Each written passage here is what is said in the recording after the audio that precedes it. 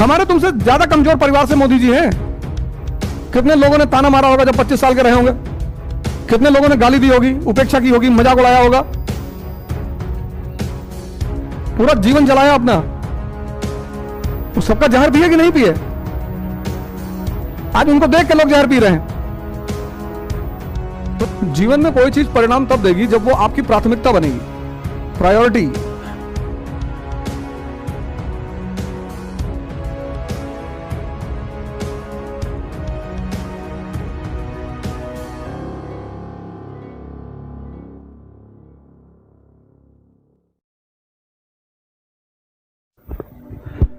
हम भी काम किए दिल्ली में, रेस्टोरेंट में 7 महीने काम किया, किसी से पैसा मांगने थोड़ी गए। कोई कह नहीं सकता कि अवध ओझा ने किसी से पैसा मांगा हो। हमारी लड़ाई है, हम लड़ेंगे। हमारी लड़ाई है ना, हमारा सपना है, हम लड़ेंगे। 1-2 लोगों से मांगा, 100 रुपया मांगा, मेरे एक दोस्त ने नहीं दिए। बाद में 80,000 रुपए घड़ी लेकर आए, वो मैंने अपने ड्राइवर को दे दिया कि पहनो। कहे दिल तोड़ दिए। हम कहे है 100 रुपया मांगे थे तुमसे, तुम नहीं दिए थे। कितनी अच्छी बात है। तुम में से बहुत लोगों का कोई दोस्त नहीं होगा क्योंकि तुम्हारे पास पैसा नहीं है। कितनी अच्छी बात है, तुमको कोई डिस्टर्ब करने वाला नहीं है। तुम जिसको कमी समझ रहे हो वो तुम्हारी कितनी बड़ी ताकत है, तुमको अंदाजा है? भाई हम यहां इलाहाबाद में जब रहते थे तो 3-4 हजार रुपये आता था, उसमें से आधा किराया चला जाता था। 700-800 रुपया सब्जी वाले को दे देते थे, 400-500 पान वाले को दे दिए। 2 तारीख को घूम घुमा के 150-200 रुपया जेब में। अब क्या करें? अब पढ़ो चुपचाप, पैसा ही नहीं, पैसा ही नहीं जेब में, कहां जाओगे? तो यही पिक्चर हॉल था पहले, सिनेमा हॉल, उसमें 9 रुपए का टिकट था। उसमें रात में आते थे पिक्चर देखने, 9 से 11, 9 से 12 वाली, 9 रुपए का टिकट। ये कामधेनु है ना सिर्फ बगल में, पता नहीं अब चलता है कि नहीं। सिनेमा हॉल 9 रुपए का टिकट था। साइकिल पे आते थे 3 लोग बैठ के, उसमें जाते वक्त झगड़ा होता था, ये चलाएगा कौन। तो जो पिक्चर दिखाता था वो उस दिन नहीं चलाता था, लेकिन पिक्चर देखने के बाद कई लोग कहते थे हम ना चलाएंगे, भैया हम तो पैदल चले, हम ना चलाएंगे साइकिल। फिर झगड़ा गाली गलौज यहीं पे होती थी। तो वो सब कितने अच्छे दिन थे, इसीलिए इसको आश्रम कहा गया ना। कितने प्यारे दिन थे। कितने टीटियों से ट्रेन में हम लोग चलते थे तो रिक्वेस्ट करते थे, sir sir Allahabad university sir, sir ये आई कार्ड सर, वो भी देखता था। हाँ ये तो नकली है। नहीं नहीं सर, सर जबलपुर जा रहे हैं, एमपी पीसीएस का एग्जाम दे रहे हैं। पढ़ते हो जी? लगता नहीं शकल से। लेकिन कभी कोई टीटी परेशान नहीं किया, छोड़ देते थे सब कि ठीक है इलाहाबाद यूनिवर्सिटी के आई कार्ड की इतनी मान्यता है, छोड़ देते, जाओ जाओ जाओ आगे वहीं बैठ जाना। जी जी। तो वो सब बुरा थोड़ी था, वो सब अनुभव था। सो जीवन का एक अच्छा, आज उसके लिए तरसते हैं। लक्ष्मी के टाकिज के गेट पे गुड्डू है पान वाला, एग्जाम दे के आते थे उसी के पास, पान लगा दे भाई, शादी पत्ती बढ़ा देना। अच्छा 64, हाँ 64। कहा भैया परीक्षा कैसे हुई? परीक्षा चुप, परीक्षा कैसे हुई? पान लगा तो उसे क्या मतलब परीक्षा से? और नीम का पेड़ था वहां, बाटा का जो शोरूम है, वहां बाटा का शोरूम है ना चौराहे पे, तो वहां पे एक नीम का पेड़ था, उसी बगल में पप्पू भाई की चाय की दुकान थी, वहीं चाय, उसके बाद हॉस्टल। पर सीनियर बहुत अच्छे मिले, टीचर्स बहुत अच्छे मिले, सोचना सिखाया, पढ़ना सिखाया, तो एक नई धारा बनी जीवन की। हम महीना नहीं बीतता हम इलाहाबाद आ जाते हैं। ये तो अभी कोचिंग शुरू हुई, हम महीना नहीं बीतता इलाहाबाद आते हैं। अब हम इलाहाबाद ना आए तो हम जी ही ना पाए, हमको लगता कुछ खो गया यार। इलाहाबाद आएंगे, कटरा जाएंगे, चाय पिएंगे, अब तो बुर्का उर्का पहन के जाते हैं, अब तो दिक्कत हो गई। एक दिन बुर्का पहन के टहल गए पूरा कटरा, क्या करें, पकड़ लेंगे लोग दौड़ा के। तो चौक में खरीदे 700 रुपये का पहने। अब कोई ध्यान ही नहीं, अब घूमना था, अब हर जगह जाना था, चाय की दुकान पे जाना था, सब जगह जाना था, और अकेले घूमने का मन कर रहा था। कब तक 10 लोग तुम्हारे साथ चलेंगे? मेरे साथ 2-3 लोग हैं, वो मेरी बात ही नहीं सुनते। हाँ, अकेले नहीं जाएंगे आप।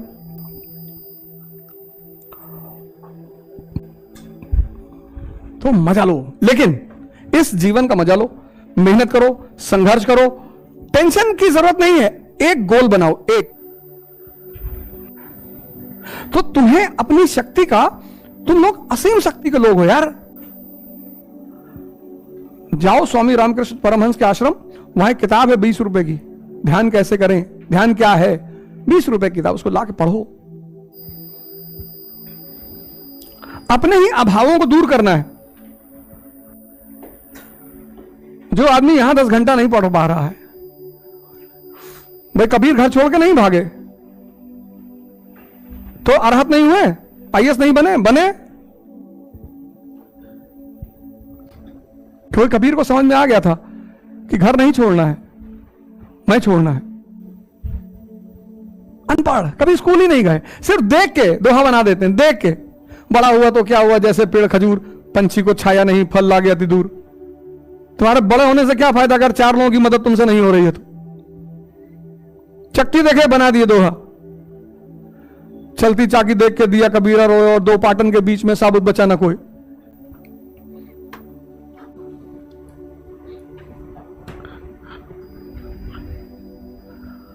साईं इतना दीजिए जामे कुटुंब समाए, मैं भी भूखा ना रहूं और मैं आईसीयू भी ना जाऊं।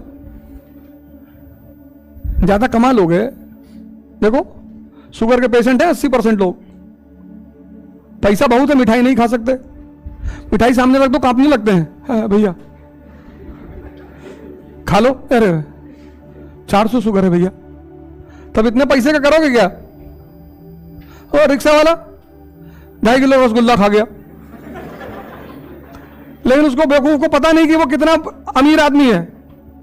वो इसी में दुखी है कि साहब जो है मर्सिडीज पे बैठे हैं, बैठे रहने दो, मिठाई खा ही नहीं पा रहे हैं। मेरे नजर में हर वो आदमी गरीब है जो मीठा नहीं खा पाता। ये मेरी गरीबी की परिभाषा है। कहते चावल भैया नहीं खाएंगे, चावल क्यों? भैया चावल मत देना भैया, भैया वो भूसी वाली रोटी बनवा दो, गोबर डलवा दे। गोबर शुगर को कंट्रोल करता है। देखो प्रकृति का कितना बढ़िया खेल है, जिसको पैसा दे दिया उसको खाने का रूप बंद कर दिया कि ज्यादा नहीं खाओगे। ये सब अमीरों के घर इतना मिठाई पहुंचेगा, किसको बांटेंगे? ड्राइवर को अपने कि ले जाओ भैया, और ड्राइवर बैठ के उसका पूरा परिवार और खाएगा बैठ के काजू कतली और रसगुल्ला और फलाना, और साहब भुना हुआ चना खा रहे हैं।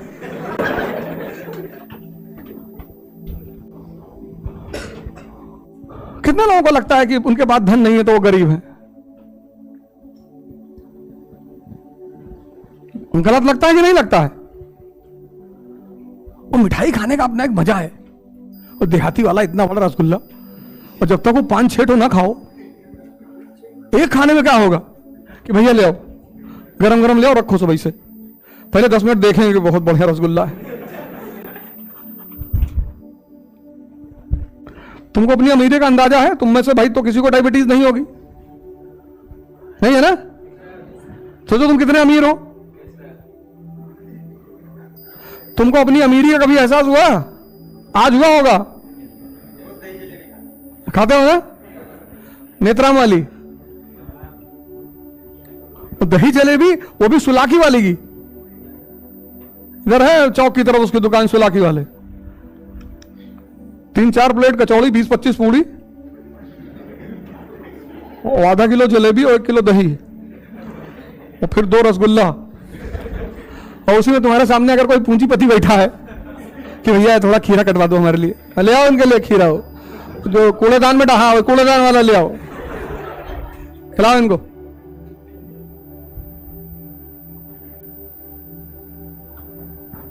सोचो तुम कितने अमीर हो, तुमको अंदाजा ही नहीं है। तुम निराश होकर खड़े होकर किसी गाड़ी देख रहे हो।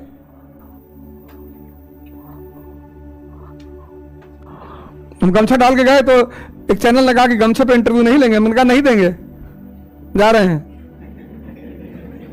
अरे बोला आप तो सीरियस हो गए।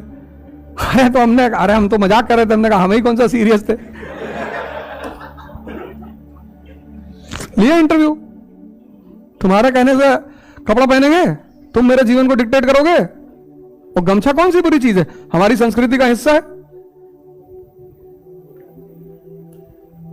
नहीं है। हाँ तुम आईएएस बन गए, कैबिनेट की मीटिंग है तो वहां तुम्हें सरकार के हिसाब से जाना पड़ेगा। जैसे स्कूल हम जाते हैं तो ड्रेस पहन के जाते हैं, ऐसे जब तुम कल कलेक्टर बन जाओगे, आईपीएस बन जाओगे, डीएम बन जाओगे तो तुमको प्रोटोकॉल मानना पड़ेगा। वहां अंगोछा नहीं डाल सकते, तो वो प्रोटोकॉल की बात है, वहां तुम्हें जाना पड़ेगा। हाँ वो नियम की बात है, सबको करना पड़ता है।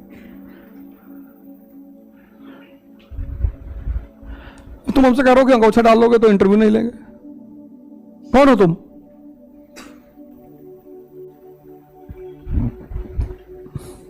अभी विवेक बिंद्रा जी हैं, विवेक बिंद्रा का नाम सुने हो? अनाथ थे बेचारे, उन्होंने बताया उनका फार्म हाउस नोएडा वाला 200 करोड़ रुपए का, मंदिर में रहे, भीख मांग के खाए। तो बेटा तुम अपने मन को ही तो नहीं संभाल पा रहे हो। ये जितने लोग यहां पर हैं इलाहाबाद में, दिल्ली में, तो यूपीएससी को एक बात पता है कि इसमें सिर्फ 5000 लड़का ऐसा होगा जो अपने आप को समझेगा, अपने आप पे काम करेगा।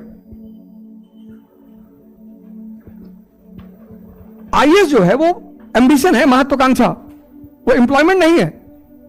बहुसंख्यक लोगों को किस चीज की तलाश है? नौकरी की। बहुत लोग हैं नौकरी पाकर उसका छोड़ दिए तैयारी। लेकिन अगर तुम्हें महत्वाकांक्षा है कर, अभी मेरा एक वीडियो आया होगा, तुमने देखा होगा कि महत्वाकांक्षा की देवी बलि मांगती है। हमारे तुमसे ज्यादा कमजोर परिवार से मोदी जी हैं, तीसरे टर्म प्रधानमंत्री बनने जा रहे हैं। गोल क्लियर है, स्पष्ट, रास्ता क्लियर है।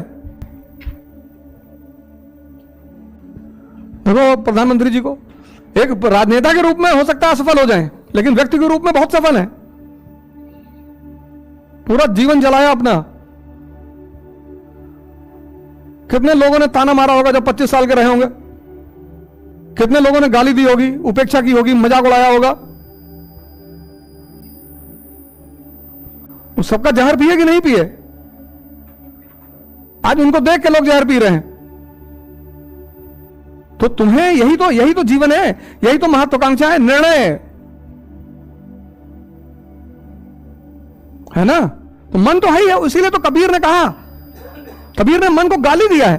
तुम कबीर को पढ़ो कभी, कबीर ने मन को गाली दिया है। सर रैदास जी कहते हैं कि मन चंगा तो कटौती में गंगा, लेकिन कबीर मन को गाली देते हैं, कहते हैं तू है रंडी फिरे भिहंडी। इतना वो मन से क्रोधित है। ध्यान करने का वो कहता कल करेंगे, योग कल करेंगे, पढ़ाई कल करेंगे, और मुर्गे की पार्टी हुई 16 किलोमीटर पैदल चला गया। यही तो इसकी नाटकबाजी है। जिन चीजों से जीवन का निर्माण हो रहा है वो कहता कल करेंगे। तभी तो मां बाप कभी कभी बहुत नाराज होते हैं।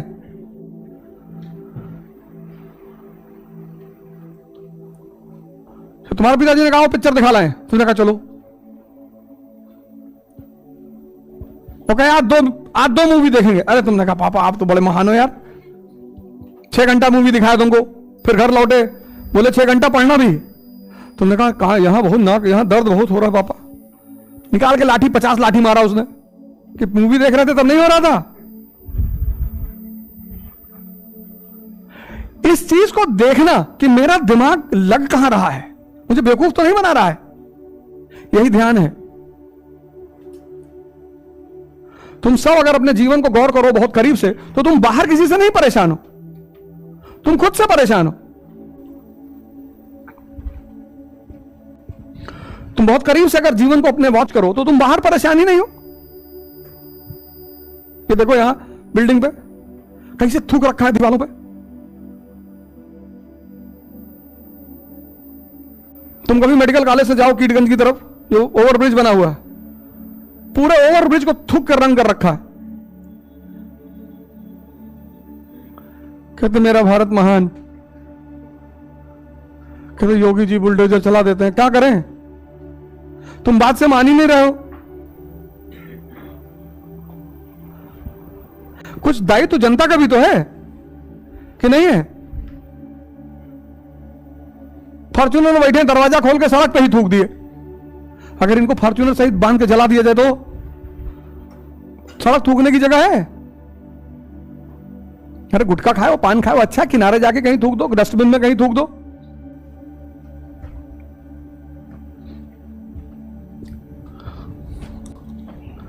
पढ़ाई लिखाई का अगर इतना भी सेंस ना पैदा हो तो उस पढ़ाई लिखाई से फायदा ही क्या है?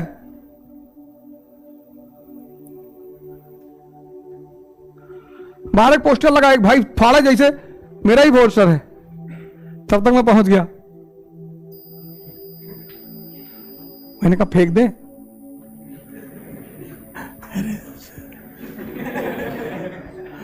हमने कहा मजा तो तब होता कि जब मैं पहुंचा तुम निकाल के लगा के फिर फाड़ते, तब मजा आता। मरे जा रहे हो बाबूजी। और पोस्टर फाड़ने से कुछ नहीं होगा, फाड़ दो, मैं खड़ा हूं, कभी मेरी जरूरत पड़ेगी तो बताना, जाओ। तो रोने लगे, सॉरी सर। अरे मैंने कोई बात नहीं, फाड़ दो पोस्टर।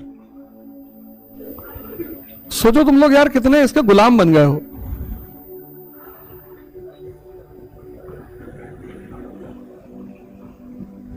मार देंगे, फाइट चाहे आओ पीछे, अभी जान लेना।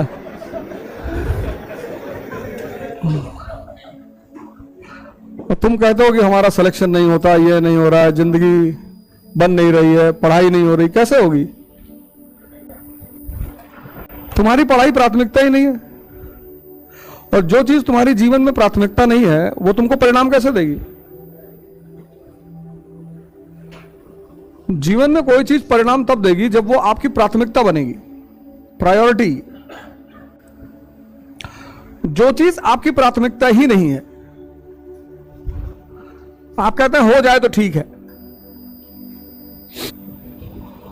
विद्यार्थी, सन्यासी और भिखारी, इनकी इज्जत नहीं होती। अगर भिखारी कहे कि हम मुगल वंश से हैं तो भीख ही नहीं मांग पाएगा। तो जहां तुम सीखने जाते हो, मांगने जाते हो, तो वहां तुम एटीट्यूड लेके जा ही नहीं सकते, इस खानदान से, इस परिवार से।